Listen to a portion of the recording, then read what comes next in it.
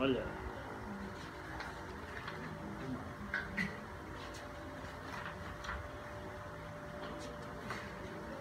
Vamos. Hoje é a nossa primeira aula de teoria de voo, tanto avião, tanto helicóptero, beleza? Serve a mesma coisa. Assim como ontem, na primeira aula nossa de navegação. Primeira partezinha, partezinha teórica, partezinha que eu nem precisava estar aqui falando, eu estou falando só porque eu sou bonzinho. Podia pedir para você ler isso aí. Isso é massa, né? A segunda parte, a gente já vai entrar numa parte mais interessante, mais explicativa. Essa parte é uma partezinha bem decorada e eu acredito que a maioria aqui, nem que tenha feito aqueles colégios mais municipal do interior, mais ruim, já deve ter escutado essas palavras do dia na vida. Mas, gente, vamos lá. Primeiro, precisamos saber falar um pouco de velocidade, velocidade média, o delta S, o delta T. Ah, cai isso na prova? Não, não cai, assim, tipo igual caía lá na física quando você estudou. Falava o tempo, tal, velocidade, você descobriu o espaço que foi percorrido, não pergunto nada disso não, só pra você saber o que é velocidade média. É o espaço percorrido em determinado período de tempo, tá? Aí lá em navegação que a gente fala mais, mas aqui eu já quero aproveitar que toda vez que você falar assim, ó, por exemplo, quando eu ando 100 km em 1 hora, né, a gente fala que você está numa velocidade de 100 km por hora, certo? Errado. É isso? Só que americano é bicho doido, né?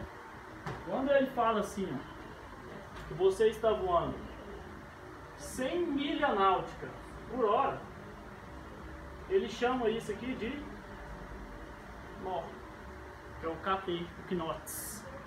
Sacou? Estou falando? A velocidade a aeronave está voando a 100 nós. Significa que ela está voando 100 milhas náuticas por hora. E só para lembrar aqui, é 1 milha náutica equivale a 1,852 km. 1 milha náutica é mais ou menos quase 2 km, 1.852 metros. Se tiver com dificuldade, é só fazer a técnicazinha da calculadora. Está com o celular aí? Pega ali e põe na calculadora. Só pra... Beleza? Beleza. Então, toda vez que fala assim, a aeronave andou 100 milha náutica é um equivalente ao nó quando eu falo em velocidade. Beleza? Aperta 1,8. Quem está debaixo do 8? Só se você aprender, você vai usar muito isso aqui, transformar milha náutica para quilômetro. Aqui em teoria de voo não, lá em navegação, só que a gente está aproveitando o momento aqui nosso. Tá certo? Aceleração é essa velocidade que eu estou fazendo durante determinado tempo. Beleza. E aqui tem uma coisinha muito massa, ó, a diferença entre massa e peso. O que é massa? Massa é tudo aquilo, é o que? Matéria contida no corpo. Toda o quê?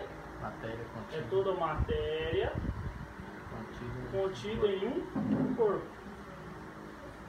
Ou seja, é uma grandeza invariável. Como assim? Por exemplo, a massa dessa cadeira é a matéria que está contida no corpo dessa cadeira aqui. O que vai mudar? Por exemplo, o que pode mudar nela é quem? O peso, porque o peso é a massa vezes a gravidade. E o peso, devido à gravidade ser variável, então o peso se torna uma grandeza variável. Como assim? Eu acho que eu até comentei com vocês ontem, né? A Terra, lógico, devido às proporções, a Terra, você tem que imaginar que ela é mais parecida com um ovo deitado. Ela é mais achatada nos polos. É como se você pegasse uma bola e apertasse ela assim. Em vez dela ser redondinha, ela é mais assim. Igual o desenho aqui, ó. Ficou mais ou menos assim. E aí, a gravidade, ela é mais forte no centro da Terra. Se você estiver lá nos polos, aqui, ó. Tá vendo isso aqui no polo? Se você estiver lá nos polos, você está mais próximo do centro da Terra do que quem está aqui na onde? Na linha do Equador. Sacou? Então por isso que se você estiver lá nos polos, a sua gravidade lá é o que? Maior. Gravidade, vou botar assim, é maior do que quem estiver na onde? na linha do Equador. Então, se você quiser se sentir magra, você vem aqui para o Equador e pesa, se você for querer pegar seu peso.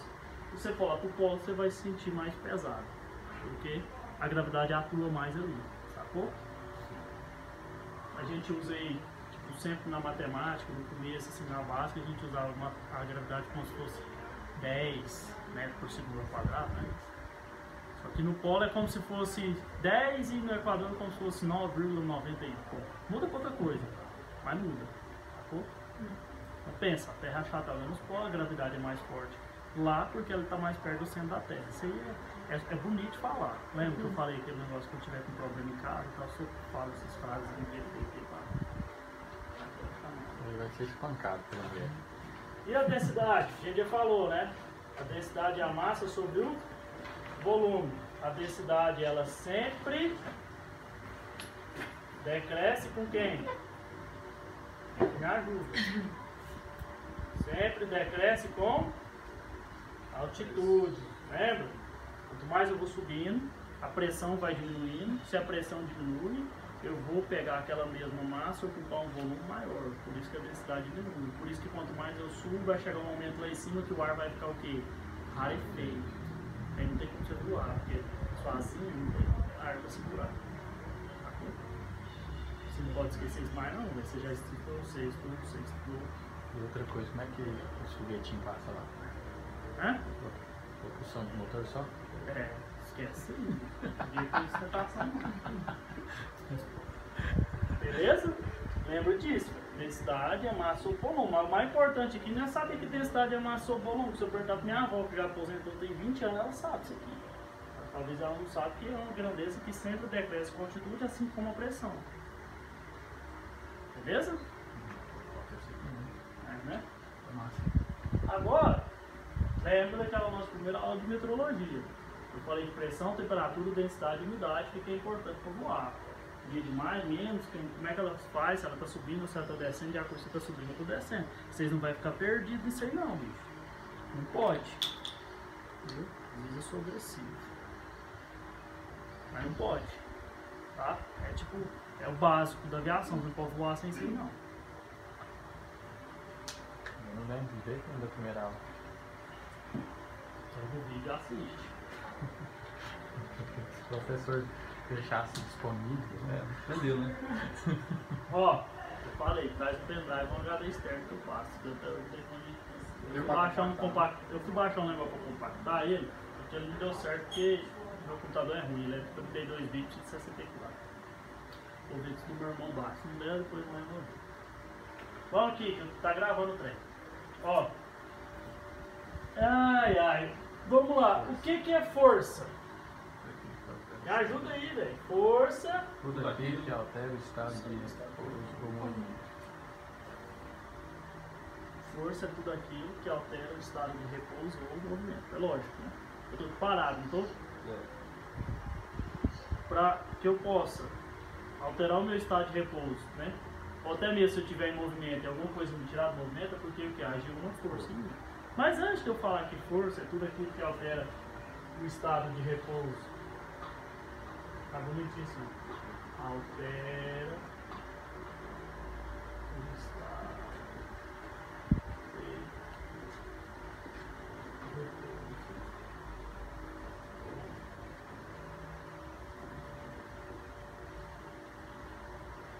Eu preciso de entender um pouco aqui sobre energia. Tipo, lembra pra mim o que significa energia? Capacidade de um corpo realizar trabalho. É a capacidade que um corpo tem de realizar trabalho. Ou seja, energia, capacidade que um corpo tem de realizar trabalho. Antes de eu falar da definição de trabalho, é o seguinte, tipo, até para que eu possa alterar o meu estado de repouso ou movimento, utilizando a própria força do meu corpo aqui, para que eu possa fazer isso, eu preciso de quê? Energia, tem que ter comida no dia, né? No mesmo caso, o avião, se não tiver, no caso ali vai ser o quê? O combustível do motor para poder fazer isso. E aquilo ali vai gerar um tipo de energia, que a gente chama de energia mecânica. Uma energia mecânica, na verdade é uma energia térmica, né? A queima do combustível faz com que, mecanicamente, aquele avião se move. Então, energia a gente precisa para efetuar qualquer tipo de movimento. Então, é mais ou menos isso. A energia é a capacidade que um corpo tem de realizar trabalho. Porque o que é o trabalho? O trabalho, ele leva em consideração o seguinte: não basta eu ter, ó, eu tenho energia para me movimentar, energia X, tá?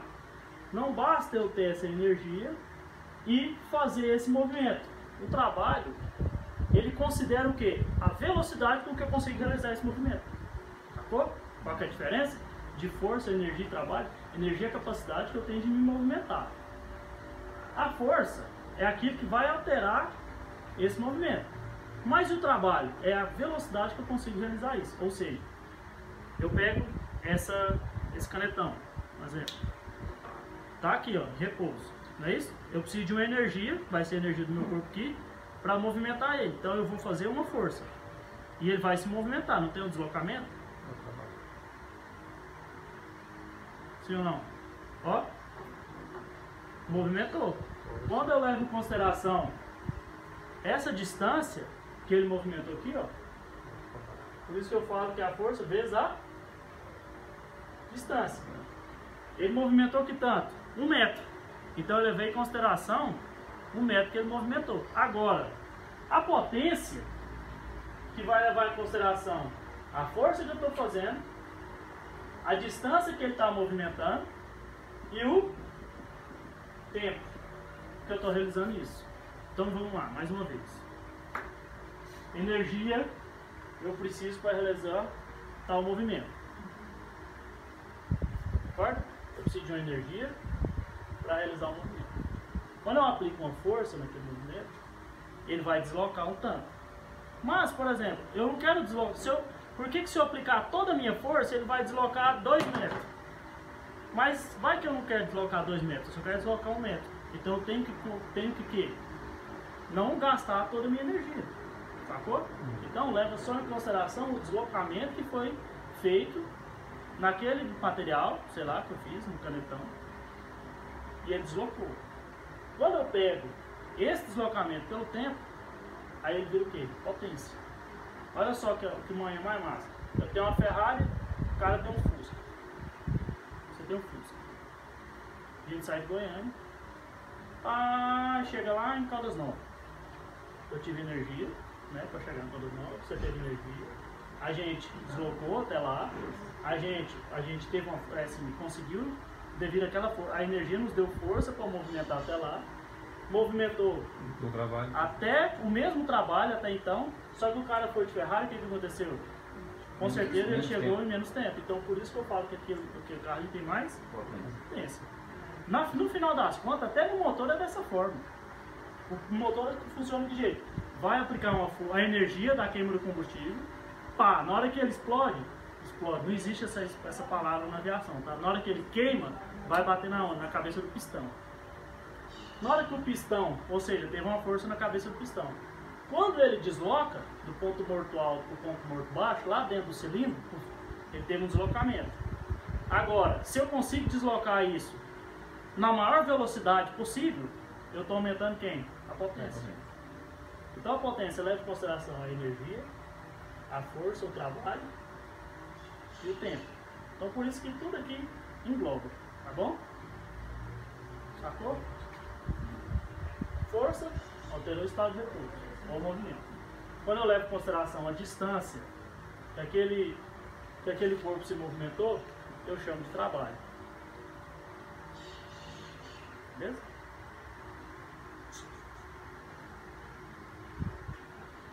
Aí tem duas coisinhas aqui, a inércia. Quem que é a inércia? A inércia é a primeira lei de Newton, não é isso? O que ele falou? Todo corpo se mantém em repouso ou em movimento retilíneo uniforme. Isso aí a gente não precisa de falar. Ou seja, se você está parado, a tendência do seu corpo é continuar o quê? Parado. Até que vem alguém e aplica uma força em você, seu corpo vai manter parado. Não é isso? O que a gente gosta muito de exemplo, eu lembrei da escola, era o exemplo do ônibus. Né? Você está lá no ônibus, né? Em relação ao ônibus, você está o quê? Parado. Só que na hora que o ônibus vira, o que acontece? Você não está parado, então você tende a manter aquele movimento que o ônibus está fazendo. É como se você fizesse parte do ônibus. Quando o ônibus vira, você não quer continuar aquele movimento, então a hora que você cai. Você não espera que você cai. Então aquilo ali, a inércia explica aquilo. Seu corpo quer continuar naquele movimento que ele estava realizando. Se alguma coisa mudou, ele vai ter que mudar também. Se você não está esperto, você vai cair, beleza? Então inércia, a tendência do corpo manter repouso ou em movimento. A gente chama de movimento retilíneo uniforme, acho que caiu. MRU aí. Aí vem, quem que é o torque ou o momento? Você que já voa, Zé, você já viu. A maioria dos aviões mais antigos, quando você vai voar, o bicho tende a ir para onde? A sair da pista. A maioria tende para a esquerda aqui. Ó. Por quê? Porque quando a hélice gira, ele faz uma força, olha lá, essa força que é aplicada 90 graus com ponto de apoio, ela quer te jogar para a esquerda. Então por isso que você tem que compensar na onda, no pedalzinho. Hoje os aviões mais modernos, quando você abre o avião, você fala assim, pô, esse avião está torto, esse motor está torto. Já tem a compensação. Porque hoje o avião, você pode olhar a partir de hoje, quando vocês forem olhar o motor, de avião você vai ver que o berço dele já está meio assim. É verdade assim? É? É meio. Sempre tem. Mais torto. Não, às vezes não é muito torto. Só um pouquinho. Só um pouquinho. Pra compensar. Pra compensar. E mesmo assim, ainda quando você vai voar, você ainda precisa dar aquela, a maioria você ainda precisa dar aquela pedalzinho. Tá? Principalmente na saída. É. Saída do avião. Eu voei bueiro, meu amigo. Era pedal quase inteiro pra direita aqui pra compensar. Pega um V2 com motor 582. Vai Ele quer ir querer pra com cá. tudo. Então, esse é o torque, né? É o movimento que ele vai querer fazer ali. Tá bom? Tá. Deixa aí desse jeito aí. Vamos parar.